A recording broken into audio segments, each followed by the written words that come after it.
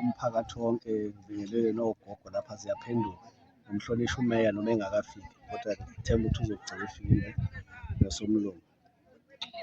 Mina ngu-Isaac Hadebe usebenza ezemidlalo eDumbe.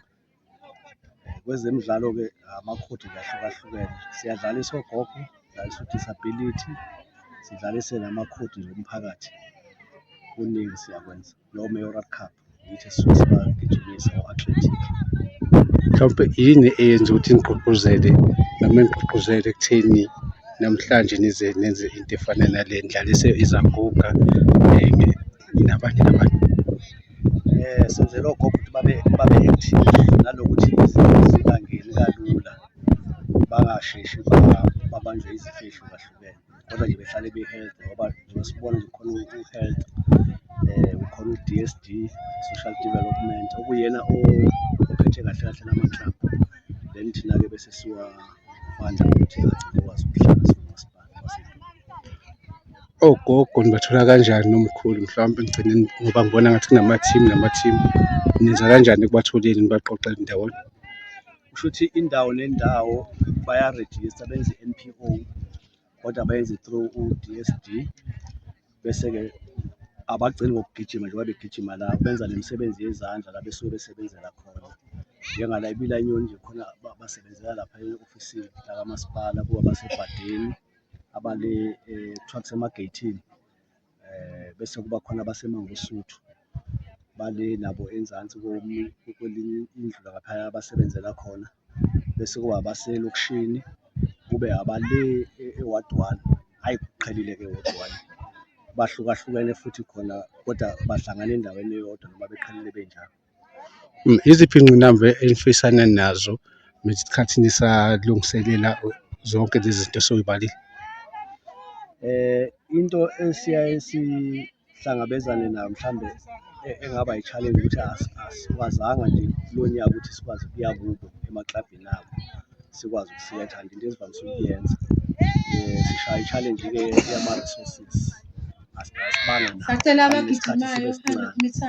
kodwa nje so far usasapotha umkhaya waseDumbe. Mhlawumbe eningakusho noma nigqugquzela abantu abadala ukuthi bejoyine athini amazwi lapho? Siyafisa ukuthi beze ngoba kuthatha isikhathi ukuthi ngiyacela abagijimayo 100 meters. Siyafisa futhi namanye amawadi akwenza ngoba ngathi maningi amawadi angaphandle Bese nje bonke angekho ngaphakathi kule midlalo.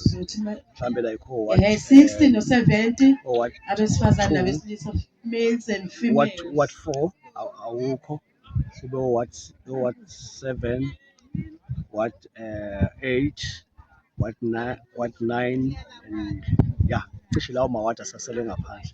So siyafisa ukuthi abasondele ogogo, basondela no-DSD ngoba uyena okhanda nama-team lawo, then thina bese sifika sesiwadlalisa siwasapotha kanje. Kodwa-ke futhi angibi ngedwa-ke mina kamasipala ngoba kukhona udadewethu uNosipho Shabalala. uNosipho Shabalala uyena odila nale mikhakha, mina ngingena nje ngoba kufuneka kuzodlaliswa yonke-ke i-budget yokudlalisa kumina, but ngokuhlangana nabo nokukhanda ama-committees bangaphansi kadadewethu uNosipho Shabalala. Manisuka la kuyowaphi ngoba ngibona ngazathi lana nizokhetha, manisuka lana niya kuphi?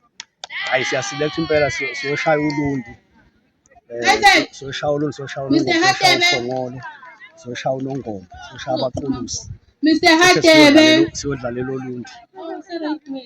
Okay, no, asibonge futhi isikhathi sakho. bedlala Ngathi wahlala unathi njalo i-ball pass and kick. senza le midlalo Ubani ugogoze wazobhalisa engadlalanga? cabanga ukuthi manje ngo-August Cause mina bengingekho ku-selector, mina ngithaba bebengilila sebe-extra aningilungisela lelo phutha. Lokhu babiza ogogo beze mina nede ngiselector ngizombona ugogo obhale engadlalanga. saqopha nje umlando Zanele Mavuso, wonke amatrophy number 1 Ntakayi Nompulelo. siyovikela indlela. Konke umuntu